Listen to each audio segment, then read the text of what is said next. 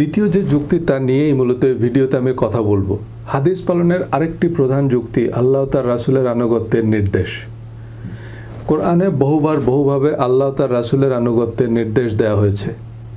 এক্ষেত্রে কোরআন আল্লাহর বাণী, সুতরাং কোরআন মানলে আল্লাহর অনুসরণ হয়, কিন্তু রাসূলের অনুসরণ করতে হলে তো রাসূলের হাদিস তথা রাসূলের কথা, কাজ, অনুমোদনের বিবরণ সম্পর্কে জানতে হবে। খুবই যৌক্তিক।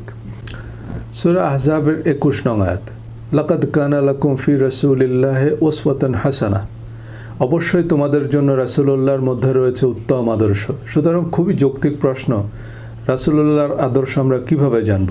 বুখারী বা মুসলিম শরীফ থেকে। সূরা মুমতাহানার 4 নং আয়াতের শুরুতে আল্লাহ বলছেন, কাদ কানাত লাকুম উসওয়াতুন হাসানাহ ফি ইব্রাহিম ওয়াল্লাযিনা মাআহু, ইব্রাহিম ও তার সাহাবীদের মধ্যে তোমাদের জন্য রয়েছে উত্তম আদর্শ। এবার ইব্রাহিম আলাইহিস সালাম এবং তার সাথীদের আদর্শ কোন শরীফ থেকে জানব?